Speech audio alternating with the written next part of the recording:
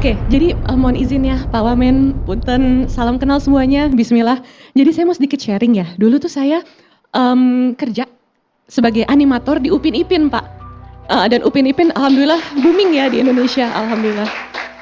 Jadi memang awalnya saya kuliah di Malaysia karena suka dan cinta banget pada animasi, pada masanya, terus waktu itu sih belum ada tempat kuliah animasi di Indonesia yang mumpuni, tapi kalau sekarang udah Masya Allah udah banyak banget yang bagus. Dan terus lanjut kerja, kebetulan senior-senior saya yang bikin Upin Ipin tuh dapat funding, dapat grant gitu ya dari pemerintah di sana. Terus hiring lah adik-adik kelasnya, anak-anak kampus, dan memang pasar Indonesia tuh selalu menggoda. Jadi saya di-hire dan kebetulan memang secara ekosistem pekerjaan pipeline animasi itu udah nyambung karena satu kampus, dan akhirnya bikinlah Upin Ipin. Season awal tuh saya masih ikut. Saya bikin setting and background, animate juga frame by frame dan lain sebagainya. Nah, pada saat itu memang jujur yang bikin saya pulang, jadi saya sekitar 7 tahun ya di sana kuliah dan kerja. Itu alasan pertama saya tuh pengen coba entrepreneurship, karena bagaimanapun kalau kita mau mencoba melakukan hal lain dan berwirausaha tuh ada semacam safety nets di negara kita sendiri. Yang kedua, saya tuh kebayang takut banget orang tua tiba-tiba Allah ambil ketika saya jauh. Walaupun kemarin it happens, tetap shock, tapi paling nggak saya tidak menjadi anak yang menyesal gitu. Nah, itu yang bikin saya pulang sebenarnya. Tapi sebenarnya kehidupan di luar tuh nyaman dan gimana ya, saya ngerasa waktu itu saya mulai karir sebagai animator ya di Malaysia dari bawah, dari gajinya mungkin nggak seberapa gitu ya, tapi kehidupannya dan segala fasilitas yang negara itu berikan tuh sangat amat nyaman gitu, dan kerjanya juga jelas gitu. Saya punya sahabat ya, Sasha Subono, temanku ini cucu dari Eyang Habibie, sekarang kerja jadi animator, kita sesama animator perempuan ya, di Weta Studio di New Zealand. Itu ya lebih memilih berkarir di sana, padahal Eyangnya dulu presiden Indonesia dan lain sebagainya, karena memang lebih jelas gitu ya. Buat yang karirnya itu rada niche kayak kita seniman gitu. Kalau sudah betah dan diapresiasi, kenapa akhirnya memutuskan pulang ke Indonesia, Ki? Oke, waktu itu kan aku cerita aku ingin mencoba entrepreneurship, pulang ke Indonesia, sempat bikin animation house. It didn't go well, bangkrut. Dan akhirnya ya jadi host Muslim Traveler, bikin brand yang basic ya aktivisme gitu dan lain sebagainya. Dan ya akhirnya ya pulang kita jadi punya agile mentality gitu loh. Karena ada beberapa hal kalau misalnya aku tetap di luar negeri itu nggak bisa aku lakukan. Karena seperti misalnya company tempat aku bekerja, Laskopak Production, itu udah bayar working visa aku. Aku kan harus komit, harus waktu aku dedikasi aku serahkan ke mereka gitu. Dan ada di fase aku pengen melakukan hal lain dan akhirnya pulang ke Indonesia. Jadi menurutku ya punten Pak Wamen, mungkin sebaiknya gini, ini tentang hashtag kabur aja dulu, ini kan cara kita ya sebagai kayak kontrol sosial ya, civil society melakukan social control terhadap kinerja pemerintah. Kita mungkin menyuarakan itu karena kita ngelihat ada sesuatu kebijakan yang secara rutin terjadi tidak berpihak terhadap kemudahan kita mencari pekerjaan dan mendapatkan pekerjaan di Indonesia. Karena memang jujur kalau di luar mungkin kapasitas kelas menengah ya yang berhasil bisa menjadi diaspora di luar negeri itu bisa mendapatkan kerjaan yang layak, kayak ada security, bisa melakukan. Tapi kalau nggak salah, koreksi saya kalau tidak tepat. Oke, semuanya kemudian terjamin, tapi gaji itu hampir separuh balik ke negara. Karena ada urusan pajak yang kemudian dikembalikan untuk kenyamanan dan sebagainya. Artinya memang kenyamanan hidup di luar negeri itu kerjasama antara pemerintah dan juga rakyat. Kita patuh bayar pajaknya, yang itu kemudian dikembalikan untuk jalan, untuk fasilitas kesehatan dan sebagainya. Artinya memang ada yang sangat indah di luar negeri, tapi itu juga bukan berarti istilahnya bahasa Indonesia tidak cuma-cuma, tidak taken for granted. Tapi artinya rakyat juga kemudian mengeluarkan sesuatu seperti tadi yang di Indonesia nggak ada, tanda kutip gitu ya. Kita masih sepadan ya, Mbak ya. Tidak balik sepadan, artinya di kita kan kita masih menuju nih aku nggak ngerasa gaji aku dipotong-potong gitu sih. Waktu di Malaysia beneran. Mungkin dalam konteks Malaysia, tapi negara-negara lain itu mereka sudah menerapkan demikian, hampir separuh gajinya.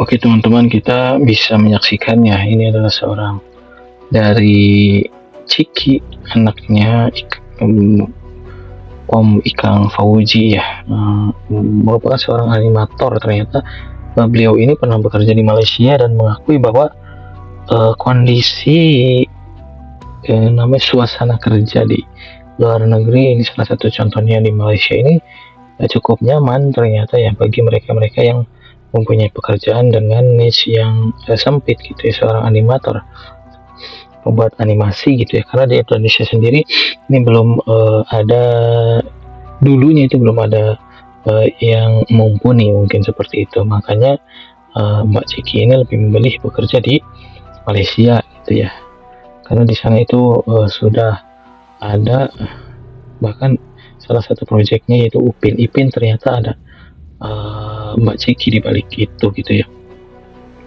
Dan kondisi ketika Mbak Ciki ini kembali ke Indonesia justru malah mendapatkan cukup sulit, tantangan yang luar biasa ya, mungkin entah berkaitan dengan regulasi, entah berkaitan dengan kepopulerannya terkait animasi gitu ya, yang belum cukup banyak gitu ya, animasi-animasi Indonesia ini. Sesungguhnya sih kalau melihat dari potensi, banyak para animator yang luar biasa bagus gitu ya, namun mereka justru malah memilih untuk pergi ke luar negeri gitu ya. Bahkan tidak sedikit juga yang itu sudah bekerja di perusahaan-perusahaan luar negeri seperti Disney atau DreamWorks gitu ya. Itu banyak sekali orang-orang Indonesia ternyata, karena memang seperti itu kondisi di Indonesia ini tidak siap dengan adanya para animator ini gitu ya, belum menyediakan wadah yang benar-benar bisa mereka manfaatkan untuk terlibat langsung dalam pekerjaan di Indonesia gitu. Namun di sisi lain ini dinilai seolah-olah mereka-mereka ini yang pergi ke luar negeri ini tidak nasionalis gitu ya. Ada beberapa perwakilan pemerintah yang menyebutkan seperti itu. Padahal bukan masalah nasionalis atau tidak, ini harusnya menjadi pesan yang tersirat untuk pemerintah gitu, untuk bagaimana para teman-teman yang memiliki keahlian ini bisa mendapat perhatian juga dari pemerintah gitu ya, bagaimana mendapatkan kemudahan dalam pekerjaan, terus adanya wadah-wadah yang disiapkan dan difasilitasi oleh pemerintah gitu ya. Harusnya ini menjadi pesan gitu untuk perbaikan ke depan gitu. Jangan sampai pihak pemerintah justru merespon secara negatif gitu. Harusnya istilah kata mikir gitu pemerintah, masa dengan hal-hal seperti ini seolah-olah tidak mau ada kritik gitu ya. Karena ini hashtag kabur aja dulu ini berawal dari mereka-mereka yang pergi ke luar negeri untuk mendapat kelayakan dalam hidupnya, dalam pekerjaan gitu ya. Itu muncul dari situ yang viral di media sosial, sehingga namun disayangkan ini respon dari pemerintah, beberapa perwakilan dari pemerintah yang terkait, yaitu Kemenak, karena di sini responnya kurang memuaskan gitu ya. Ada beberapa yang contohnya seperti Wamen kemarin yang cukup viral dengan menganggap ya udah kalau kabur mah kabur aja gitu, gak usah kembali lagi ke Indonesia gitu. Ini kan cukup fatal ya, karena beliau ini mewakili pemerintah gitu, seharusnya memberikan solusi bagaimana ini bisa menjadi kontrol publik gitu ya, sehingga pemerintah ini tahu masalah-masalah yang sedang urgent saat ini apa. Masalah dalam hal ini masalah kondisi lapangan pekerjaan yang sulit gitu. Nah di sini pemerintah harusnya menyiapkan bagaimana bisa meregulasi supaya para pelamar pekerjaan ini bisa mendapatkan pekerjaan dengan mudah gitu ya. Adanya peraturan-peraturan yang memudahkan para pelamar pekerjaan sehingga bisa bekerja di perusahaan-perusahaan tanpa adanya persyaratan-persyaratan yang tidak masuk akal gitu ya.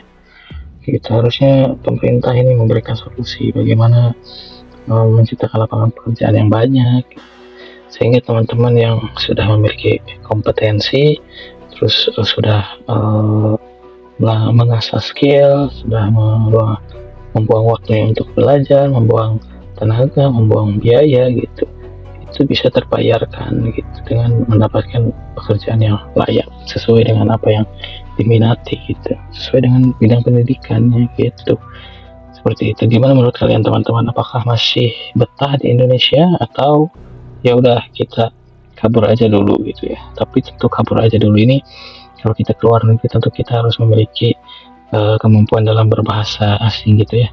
Jadi sehingga tidak semudah itu untuk kabur aja dulu gitu ya, mungkin bagi kita yang masih di kelas-kelas menengah gini ya, istilahnya ya udahlah, kita berharap di pemerintahan Prabowo Gibran ini akan ada perbaikan, walaupun dalam 100 hari ini mungkin kita cukup terlalu cepat dalam menilai. Mungkin ya kita tunggu ke depannya, mudah-mudahan segera ada pergerakan di bidang Kementerian Tenaga Kerja yang dalam hal ini Prabowo menjanjikan lapangan pekerjaan untuk kita-kita yang masih menganggur ya, seperti itu.